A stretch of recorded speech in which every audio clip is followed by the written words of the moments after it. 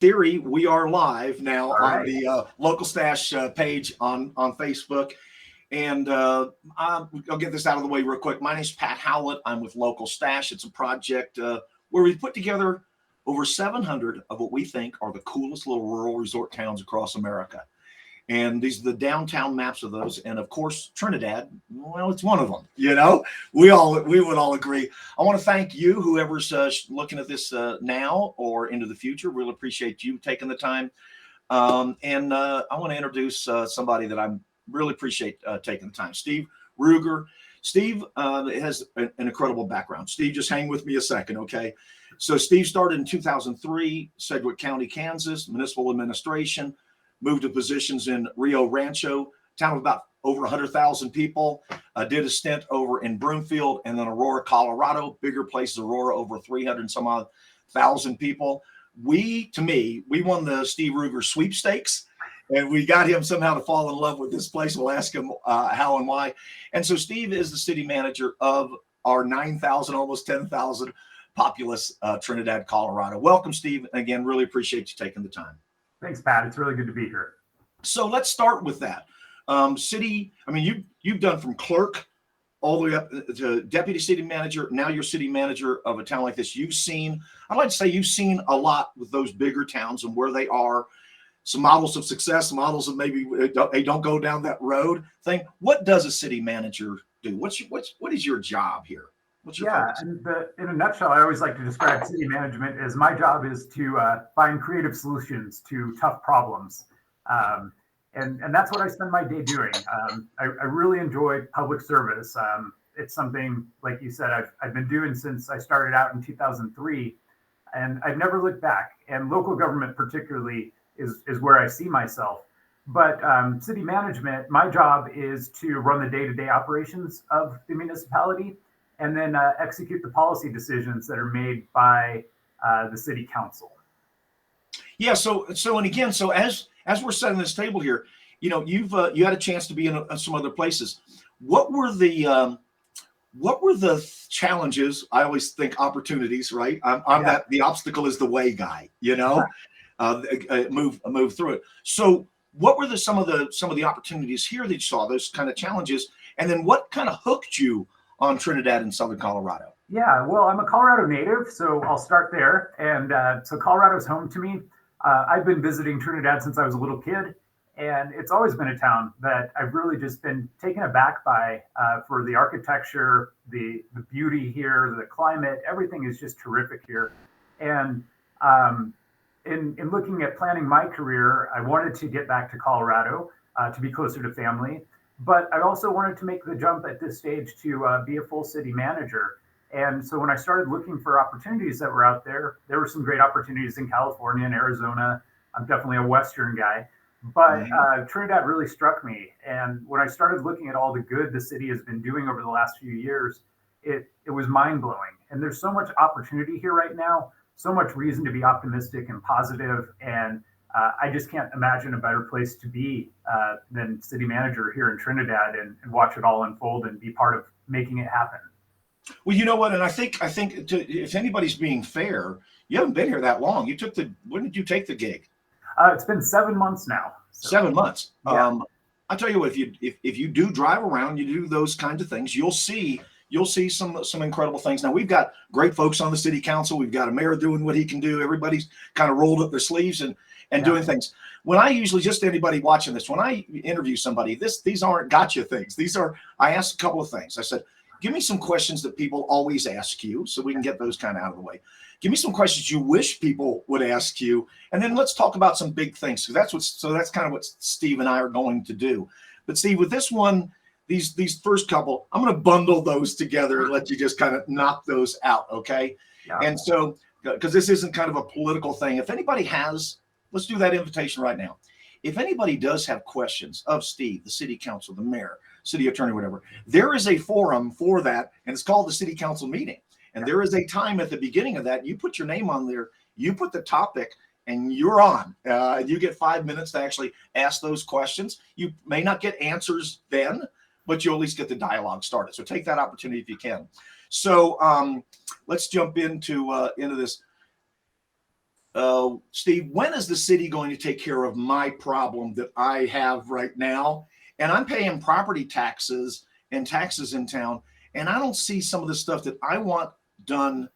Yeah. What goes on with those things? I mean, I'm not seeing my issue, and I'm not seeing all my property tax go to these issues out there. Absolutely. So, and that's I wanted to kind of clarify for people listening. The city is funded by sales tax, and we've not done an increase for decades on that. We get a very small amount of property taxes. So we have residents who have seen their property taxes go up because of mill levy increases that the county has executed for their operations and their needs. But we really haven't raised our revenue here at the city level for quite some time. So we have limited resources. There's always going to be more needs than we have money to pay for. So it's really all about that prioritization process. And we definitely recognize that for some people, it does seem like problems take a little while for us to address. But we do have a system.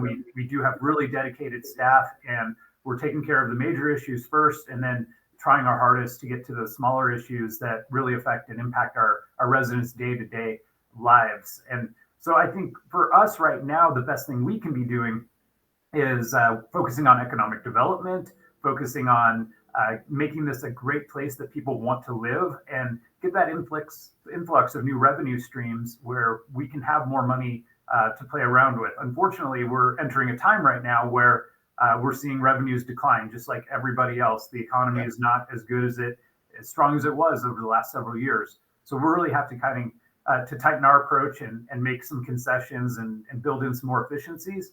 But again, I think there's so much reason to be optimistic. There's so much that Trinidad is moving towards, and I really feel like it's the time for Trinidad that's not what people here call a false start. The momentum's there, and I don't see it going away anytime soon.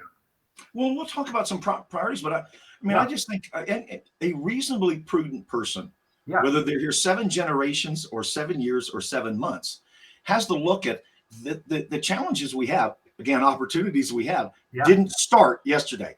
When you have kind of again, I don't want to get a soapbox, but when you have kind of an extractive economy and you're in energy and you're in all those kind of fringe things, you understand that you're always playing with house money sometimes, and the house being the economy, and it can dictate a lot of things. And so I think we all need to just understand where we are right now, that we didn't get here yesterday, but on some of those areas. And so I want to talk about kind of some of those opportunities. Now, this is a question I know that you get asked a bit, and I'm going to set the kind of, again, the table for this, because I have been here a little over about 8 years now, I guess. Okay. And I've seen a lot of change in the 8 years I've been here. So I'm somebody that can look at that and say, gosh, there's a lot of stuff. Now, certainly cannabis and those incredible entrepreneurs helped a lot in restructuring buildings and getting things back in the thing. And a lot of folks were attracted to that. But we have a lot of talented people here and really creative minds that have been working the river and working the downtown and working for a very long time. But the city does hire outside consultants. And I know that's a question out there. So why does the city hire outside consultants if we have such great talented people here? Did I ask that okay?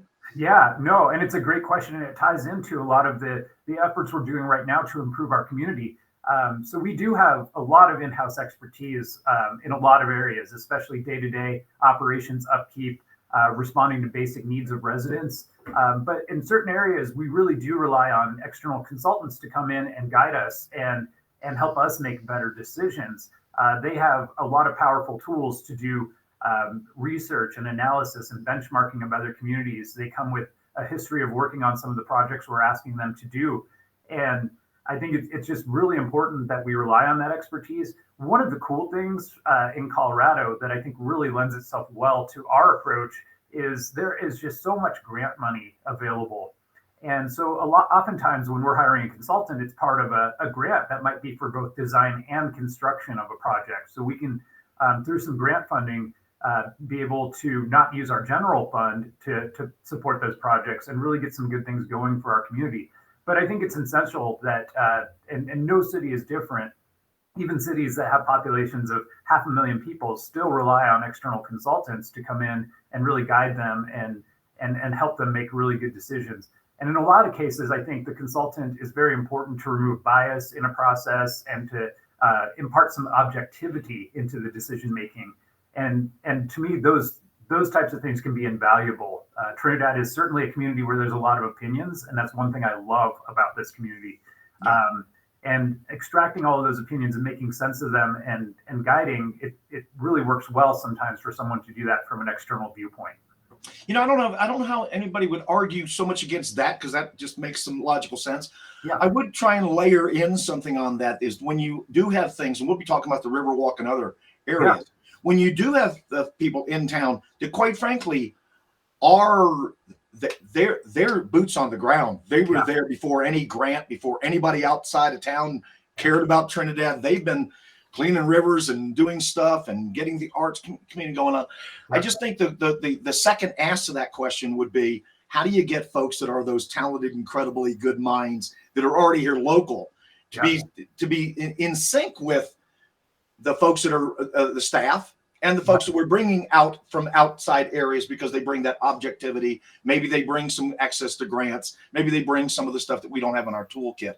And I think if people just knew that there was an opportunity for them to be kind of involved and in it, and not just cursory, hey, we're going to do a show down the road and you'll be able to show up at the community center and see what we did. Yeah. And then we'll leave for another couple of months and we'll show you again in another few. I think that's really what people are looking for in that area. Absolutely. And I think, I've been very impressed in my 7 months here, the amount of community outreach that Trinidad does. We have public meetings on a lot of different topics. So there's opportunities to get involved on major infrastructure projects, parks and rec projects. And then I also want to point out, right now we have 13 vacancies on our boards and commissions. And those are tremendous opportunities for people to get involved and really kind of be the constituent liaison with the city staff and city council, and really help us work through our challenges and our planning. Well, it really is. I mean, again, all these boards and committees and such, that really is your launch pad to actually be involved. It is in my mind, it's your ticket. It's your lanyard when you're walking around town to say, I'm part of the solution. Yeah. I'm just not on Facebook hurling bricks, digital bricks at folks. I'm actually here and I'm into the arts. So where can I plug in there? I'm a small business person. Where can I plug in there? I have marketing expertise or tourism or hotel. Where do I plug in? You're saying there's 18 slots to plug in, right? 13, but yes. 13 slots to plug in. I think there's probably an opportunity. You'll find that on Trinidad's website. Yep. And let me go out here real quick, because I do want to show this real quick. So if you go to trinidad.co.gov, trinidad.co.gov. Yeah. Now, I will say this, because I was a vocal person with regards to increasing communication. I think if you communicate with folks, you resolve a lot of issues early before they get a chance to get a story created about them that isn't really the truthful and factual story. Yeah. And so I think I do think that city's doing a better job, and it's been recent, of trying to get more information out there. When are meetings? What's going to be talked about at that meeting? Where are my opportunities? So certainly if you're in Trinidad and you don't have this website kind of bookmarked or know how to get there, you should. Again, it's trinidad.co, as in colorado.gov, as in government. So we'll go ahead and hide that guy. And so, take a peek there. Yeah. Budget. So we've talked about opportunities. We've also talked about, hey, we don't have a lot of money. Okay. Right. So just as in our homes, in our small businesses or whatever, we have to take what we have and do what our objectives and things are. So take a minute or so, take whatever time you need to kind of talk about, how does that annual budget come about? Yeah. What's the ingredients into it? How can people help with it? How can people understand it a little bit better? When is that process, and how does it work? Absolutely. And I think budgeting is our biggest policy document. So it's adopted by resolution of the city council annually for the next calendar year. That's our fiscal cycle. So January 1st through to December 31st. But the preparation of the annual budget begins months in advance. In fact, it starts in August. And that's when we start asking our departments to put in their budget requests for their needs for the following year. And then we crunch all that down and analyze it. One of the key indicators that we go off is our financial trends. So we get reports from the state on a quarterly basis that shows us how we're doing on sales tax and other revenues. And then we can make projections on what revenue will look like for the following year based on that. And as you can imagine, I have 18 direct reports. We have departments left and right, anywhere from providing power to our community to providing police services and providing public works.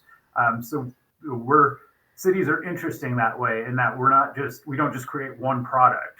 So we're not just like one company that makes a certain brand of widget.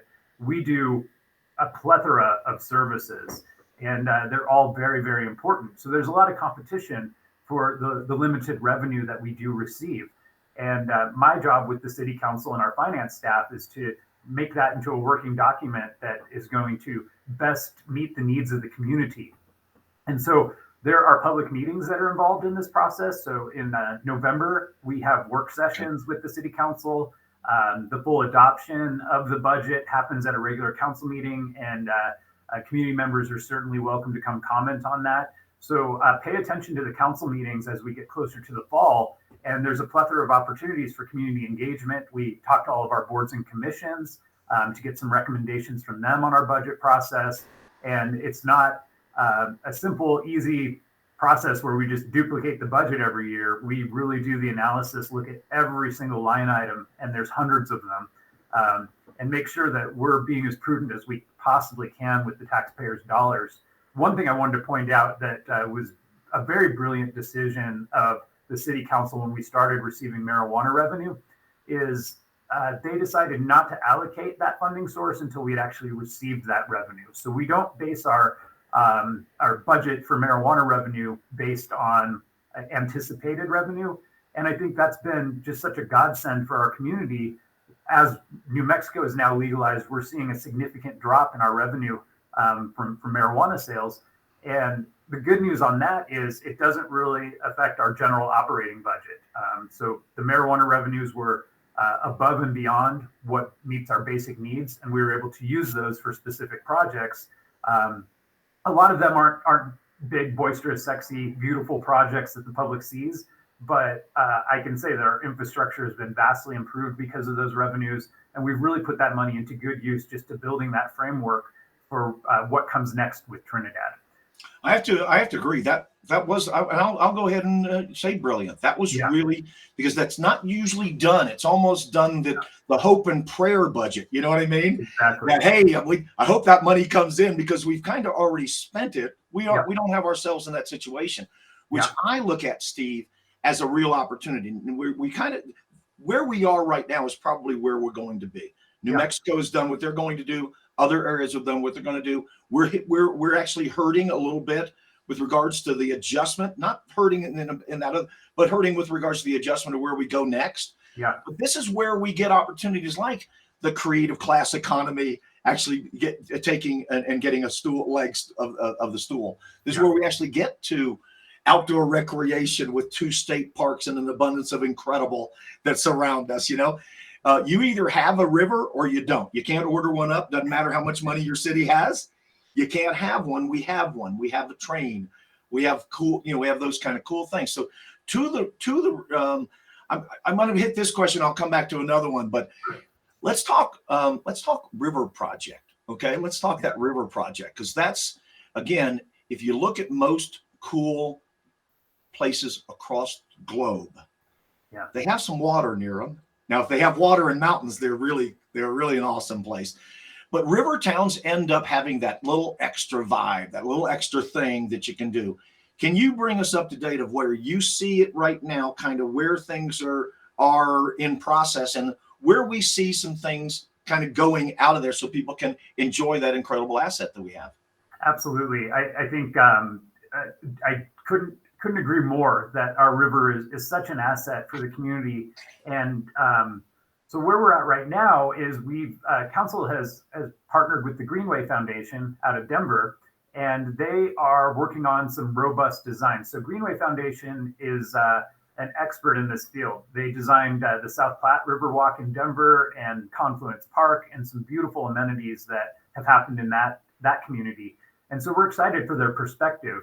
And I think it's the first work session in May, and let me get the exact date for everyone.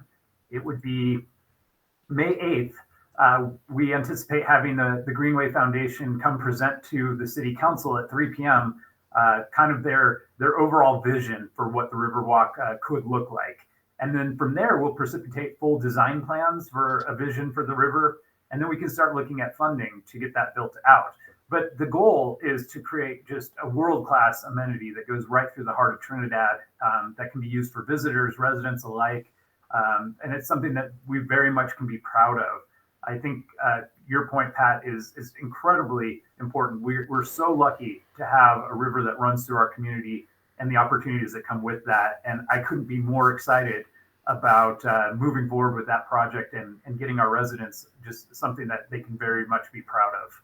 Well, and again, I think you'll, if that doesn't kind of just get folks saying there are great things happening around there, then look at some other areas. Look at our creative class economy. Look at the incredible new businesses that have come here, the energized businesses that have been serving the community for decades and for generations. Look at the energy that they have right now, and not just here. We're actually important in our region. Trinidad is important in our region. It's just not important right here. Our outreach to the folks on the other side of the peak in Raton really help us. Our outreach upriver, downriver, east and west really help us too. And I think us being a little more vibrant and do things, I think there's a way for that to actually kind of ripple kind of across area. Now, one of the things I did want to say, and I'll put some in the notes of this interview. So May 8th, Greenway Foundation, 3 p.m. This is the opportunity that the community has to not let's say you don't like Confluence Park. Yeah. Well, we don't have to like Confluence Park. This is Trinidad's river project. So if you want to have some input in Trinidad's river project and have the Greenway Foundation folks make sure they've stepped it up and doing their very best work they've ever done right here in Trinidad, then you probably should attend those kinds of things. Make yourself known, pull a council member aside, reach out to somebody, do some things, participate in the river cleanup project that the PWP does, and Julie and her folks out there touch base with Howard at Moose's and talk about the river. He's old man river to me. He knows more about it than anybody, Yeah. So we have the river walk going on. So that's the river walk. I'm going to start moving out from that and say that's the epicenter. So what about parks and recreation? Where are we with regards to that? To me, it was terrible to stop seeing kids play soccer and little league and those kinds of things during COVID, because I always think a city's best judged by how it treats its seniors, its kids, its youth, and those kinds of things. And they've had both those segments have had a really tough time. So parks and recreation, where is that? And how are we making this available to all Trinidad City and citizens? Absolutely. Well, so the organizational structure of the city right now, we don't have a dedicated Parks and Rec department, which was kind of surprising to me coming in. And I think there were some past decisions that were not bad decisions at all, but it just kind of rendered us into a place where our Parks and Rec are probably not getting the attention they deserve. So I'm very proud. We have an ordinance that will be read for second reading tomorrow night. And it's amending how we spend our lodging tax. And so what we're doing is we're putting about 35% of the revenue we collect in lodging tax into a dedication for Parks and Rec maintenance and upgrades, maybe getting us some more crews. I agree with you, Pat. I think the way a community looks is probably the biggest indicator of the quality of life that residents have in that community. And we have some outstanding parks and some outstanding amenities. Yeah.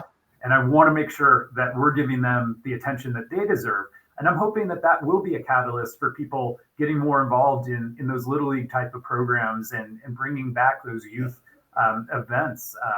The more we can do as a city to maintain and provide those opportunities, I think the more interest there hopefully will be from the community to avail themselves of those opportunities.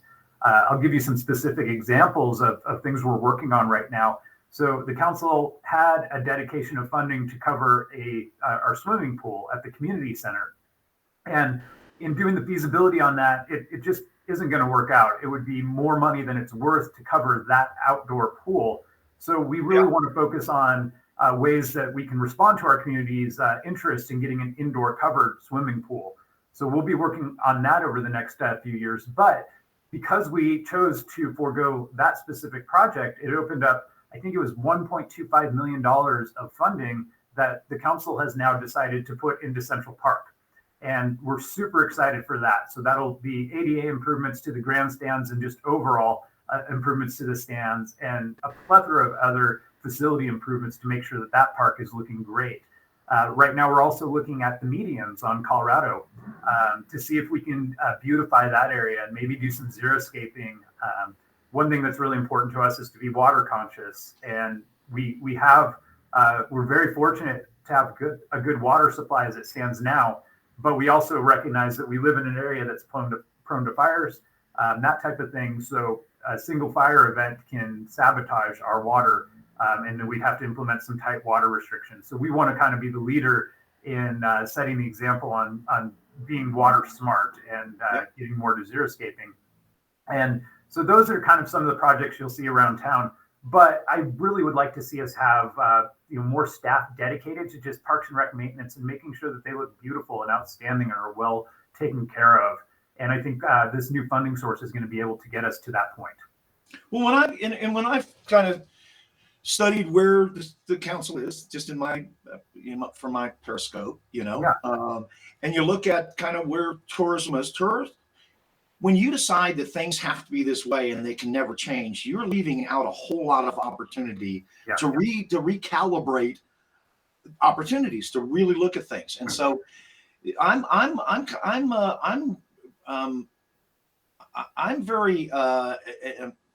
a big believer this direction that allows us to move and do the things for outdoor recreation and tourism and do things for folks that are elsewhere that want to come here and spend the weekend or the week or whatever. That's great. But I'm also, again, you either have some of the parks we have or you don't have them in your towns. Some cities that have grown up and they get into sprawl, it's not walkable. You can't get from here to there. You can't go from a city. So I've got a couple of things there. What are we working on to make it to where folks that live here, again, if folks want to come here and visit, we want them to come. If you want to just mail your wallet or your card, we'll take it. We'll set up a place for you just to mail that. You don't have to come here. We'll tell you you had a good time, But for the folks that are here, wayfaring signs. How do you get up to Simpson's Rest? How do you get over to Wormhole? How do you get from downtown? How do you go from donuts and coffee in the morning to doing all the things we have around Trinidad and Southern Colorado to beer and wings in the afternoon downtown in our area, because we are dependent on sales tax, and it's not just gas and weed sales tax. It's actually, the other things that other communities. So what are we doing to make some connectivity here in town to go to all those areas? Absolutely. So we already have some signs purchased, and we're hoping to get those up soon, just for general wayfinding. We're also pursuing a mobile app that will be deployed here, I think, in the next couple of weeks to the public, that is really going to highlight just right on your phone things to do of any interest that you might have, whether it's looking for a restaurant or looking at a trail. We just completed our walking guide, and so there's several walks that you can get in that book that have audio with them and explain to you what you're looking at around town. And so getting that information out, I think, is just crucial, and making sure that we have that connectivity for when people either visit or our residents who may not know of things that we have as an amenity. But to your point on walkability, Trinidad just is so prime for having this great outdoor lifestyle. One of the big projects we're working on right now is trying to secure some land to develop a trail that would go all the way along the river from downtown up to Trinidad Lake. And I think that type of connectivity could really help with our outdoor recreation and just for general well-being of our residents and making sure people can get around. We certainly want to put in infrastructure and encourage people to be able to walk to downtown and have a fun time just from their own homes. And Trinidad is small enough that people can do those things. But I think you're right. We want to get as much information out there as possible as to what the opportunities are, and make sure that our residents and visitors alike know how they can plan their day. Yeah. So connectivity between and that, quite frankly, when that connection goes from here, Riverwalk, to Boulevard, out to the lake. Yeah. that is game changing in that space. It is. You know what I mean? Again, a lot of places don't have rivers. A lot of places in Colorado don't have lakes. We have one of those, and a lot of places don't have what we have with Fisher's Peak, and we're that kind of biodiversity and how close that is. So we've got some incredible assets, and I think we're all kind of moving in the direction of that, with folks that have been here generations and folks that have been here 7 days. You know what I mean? I think there's room at the table for everybody. Any update on? So we're looking to extend to the Trinidad Lake. Any update on? Because this is going to be hard. A lot of private property in between some of the places we want to go to, from downtown to Fisher's Peak. Yeah, getting people there. Absolutely. We have a huge project going on in cooperation with CDOT, the Colorado Department of Transportation. And so we will be putting a pedestrian/bike trail all along Santa Fe Trail.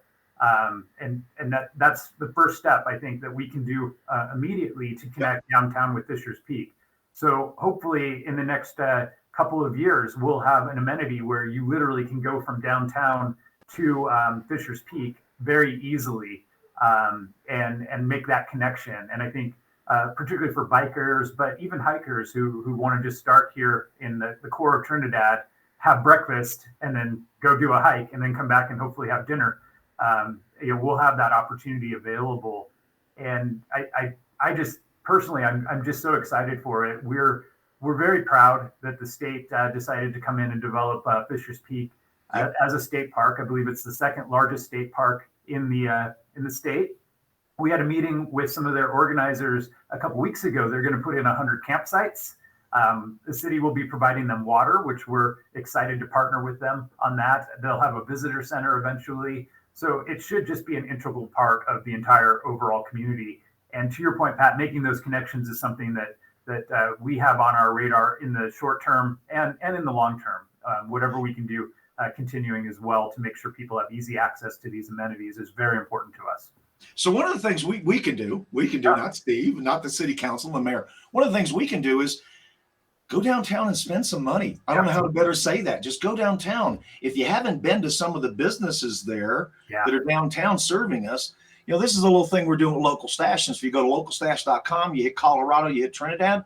We've got, these are businesses, whether they're in part of the Local Stash or not, that we're promoting. Why?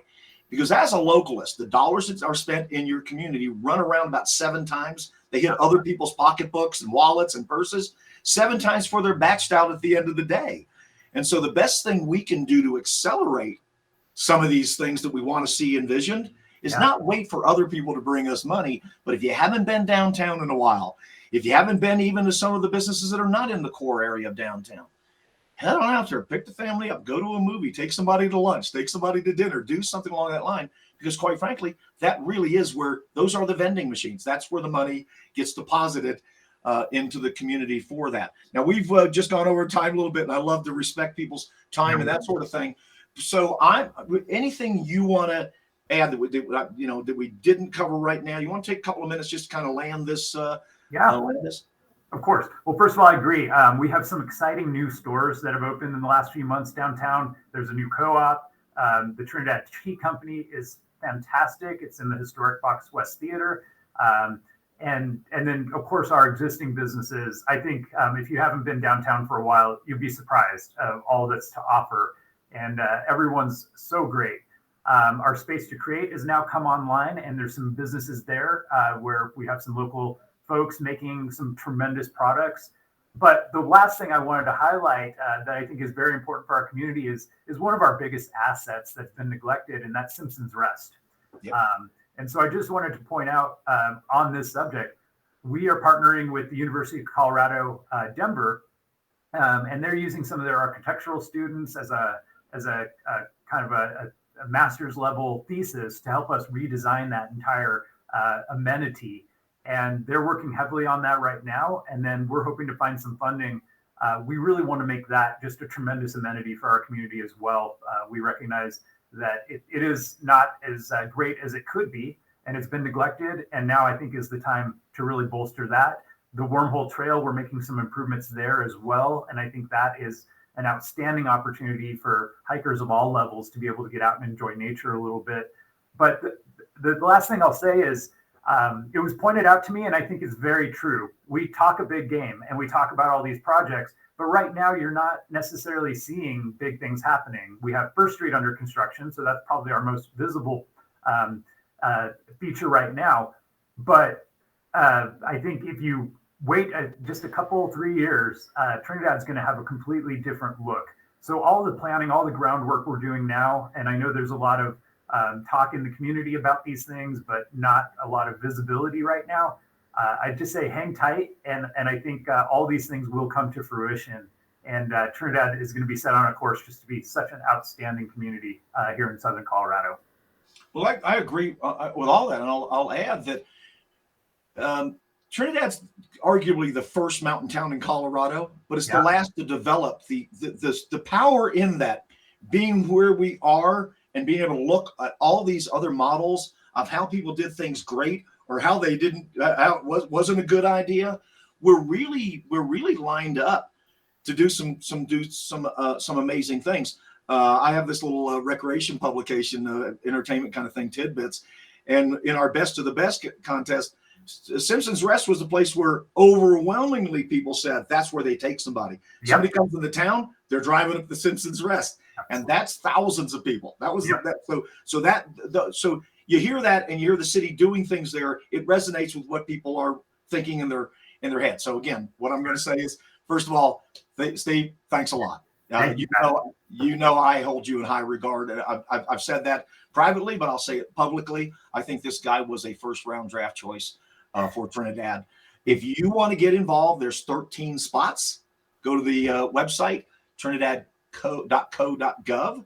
You'll see it in boards and that kind of thing there. Head into town. Find the city hall. There's great folks there, and find your spot. Find where you are doing. I mean, when we talk about Wormhole, Trinidad Trails Alliance, these are folks that decide to give up on their Saturday to go get pain to make great trails for us, you know? So really appreciate everybody making the time. Steve, really appreciate you very much. And thanks. Head to localstash.com. We're also trying to do our little part to make sure that folks know that this is a great place to be and a great place to visit. Thanks, Steve. Thank you, Pat. Appreciate it.